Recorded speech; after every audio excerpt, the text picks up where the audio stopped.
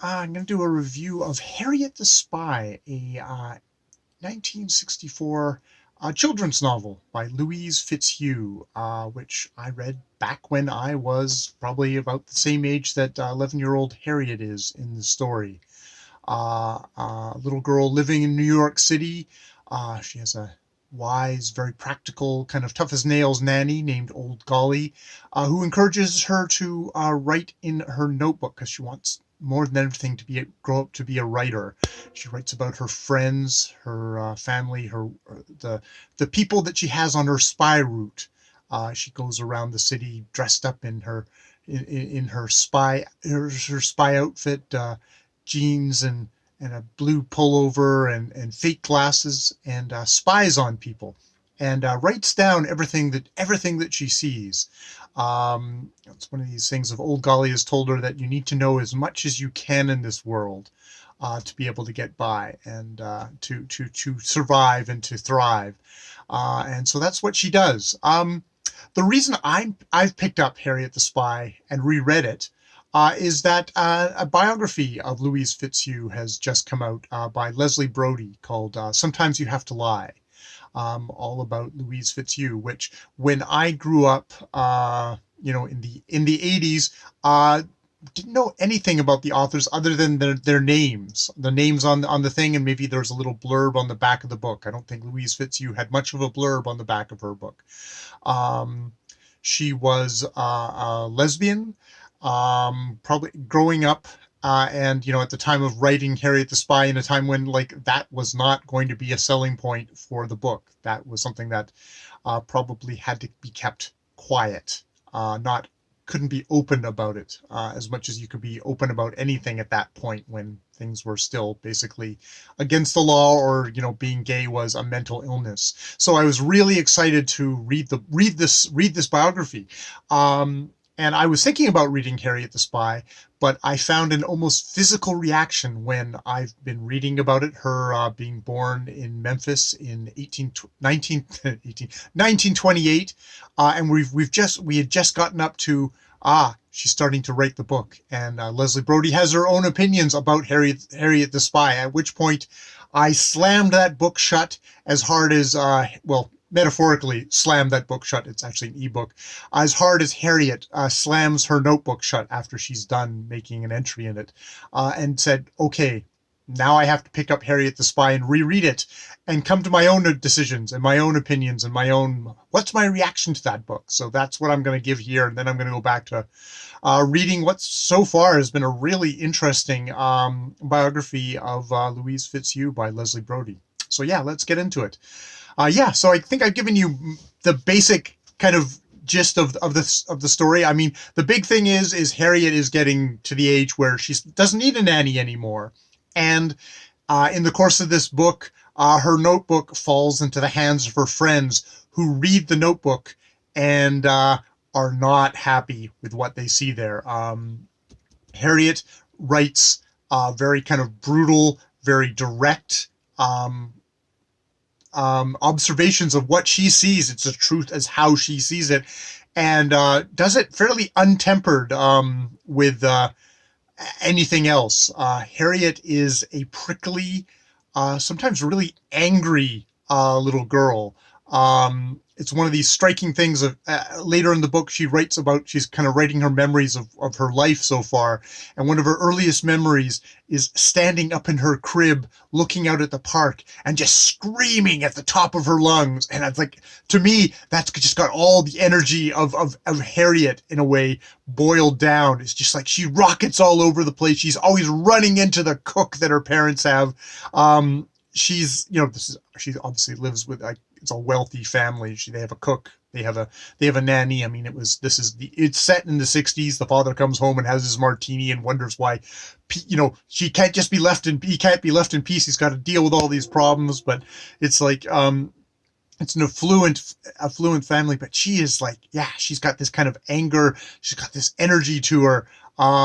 She's got a pretty kind of hard way of looking at things. She loves her nanny, Old Golly, who is I think of the things that I love about this book, as I read it as a kid, and even as I read it now, is that, uh, yes, Harriet's got her notebook and she wants to be a writer, and it's like, yes, that's what I wanted to be when I grew up. Um, but there's also having Old Golly, this woman who is wise and practical and takes no guff, but obviously loves Harriet, and kind of has stuff for her. And I mean, throughout this book, Harriet is always kind of saying, well, this is what Old Golly said. Like, Old Golly says, there is as many ways to live as there are people on the earth, and I shouldn't go around with blinders, but should see every way I can. Then I'll know what way I want to live, and not just live like my family, which is just like, there are these kind of nuggets sprinkled throughout this book, of a kid's book,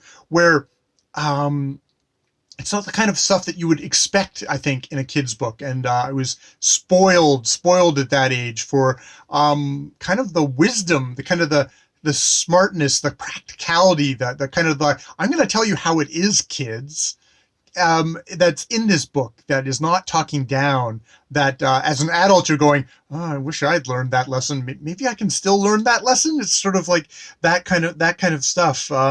It's like, Old Golly says to Harriet, life is a struggle, and a good spy gets in there and fights. Remember that. No nonsense. It's like, she is literally the no nonsense nanny. So yeah, it's a book where it's like, it's bracing, and just so how prickly and unpleasant of a creature Harriet can be at times. You sympathize with her and you're kind of on her side, but you can also see, how what she's written has just really hurt her friends. And I mean, there's a part of her at the beginning of this novel that doesn't actually quite get that. It's like, I wrote the truth. It's like, she's uncompromising, but she's uncompromising to that level of, you can see why the troubles that happen to her aren't unearned troubles. I think there's the big thing in this book. It is really well constructed. I was just, as it goes along, it's how it is constructed. It opens with Harriet showing Sport, her best friend, how she plays this game called Town, and in this game Town, you construct a little town, looking down on it, and she's playing it on a back lot somewhere, and it's just like, okay, these rocks, this is the, like, all, she constructs a town, and she's looking down at all these little characters. It's like playing the simulation game today, where you're just kind of looking down at a very kind of godlike omniscience, very kind of detached, very kind of just kind of the brutal kind of God viewpoint, where maybe these are just little pawns on your board, and it's like, that sums up kind of how Harriet is at the beginning of this novel. But it's, funnily enough, the thing that kind of is made fun of, it gets slipped in there, is like, there's a lame Christmas pageant, and all the kids are assigned, they have to play the Christmas dinner, and they're all assigned different food things, and Harriet is the onion, and it's just like, oh God, how lame this is. But the teacher, who's way over dramatic and way into all this, is like, you have to be the thing, and she kind of plays it, just kind of rolling around it being an onion. And kind of the magical thing, and the thing that kind of like surprises me at the end of this book, reading it just now, is how at the end she's like, oh, be the onion, be kind of actually kind of learning a lesson throughout this book of kind of empathy, of becoming, of kind of trying to be within, not just looking down and observing kind of in a technical way, in a very detached way, but actually kind of developing empathy and learning to actually be the onion, be her friends, be Sport, be Janie, her other friend who wants to be a scientist. All this stuff, in 1964, of like, yes, this little girl wants to be a scientist, this other little girl wants to be a writer. Sport, he wants to maybe do sports, but he's also taking care of his father. He's doing the cooking and he's doing the cleaning. It's like, this is a book that is really kind of comfortable at showing you different ways to live, and also saying, the empathy. In addition to Old Golly having kind of all these words of wisdom, she also loves to do, have quotes to give Harriet from literature, you know. And one of the quotes that she does, which is her reading Dostoevsky, is, this is like very close to the beginning of the novel, is love all God's creation, the whole and every grain of sand in it. Love every leaf, every ray of God's light. Love the animals, love the plants, love everything. If you love everything, you will perceive the divine mystery in things. Once you perceive it, you will begin to comprehend it better every day, and you will come at last to love the whole world with an all-embracing love. And that is not a quote that actually penetrates Harriet's mind when she hears it at the beginning of the novel. But by the end of the novel, that's penetrated her mind, and that's kind of penetrated the minds of the reader.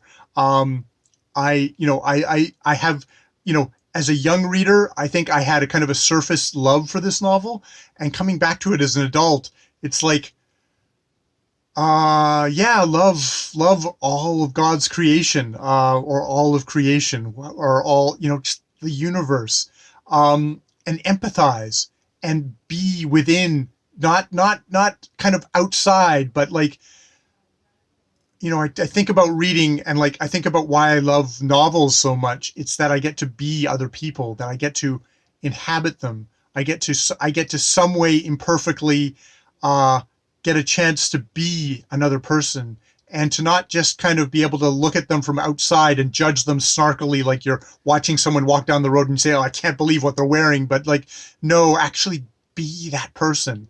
And that's like a wonderful, wonderful, wonderful, wonderful gift that Louise Fitzhugh gave with this novel. I might have also taken the worst lessons from this book as a little kid, going, yes, I want to write down everything and observe everything, and be kind of like a snarky, angry kid like Harriet. But I can't help but think that this is a novel that actually is kind of teaching a love for everyone, and also saying, don't just blindly follow the one. There's so many more paths in life. There's so many more paths in life, and I can see that as being a lesbian woman in the '60s, that insisting there's not just one path in life. There's so many. There's so many out there, and you need to grab that. Yeah. That is my review of Harriet the Spy.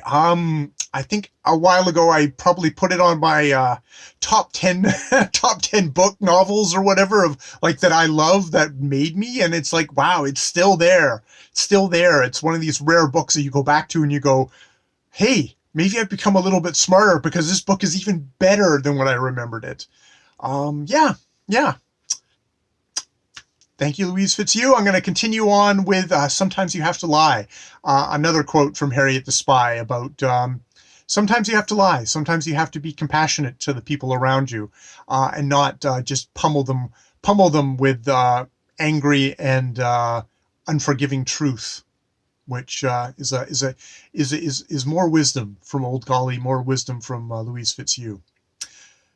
More videos later.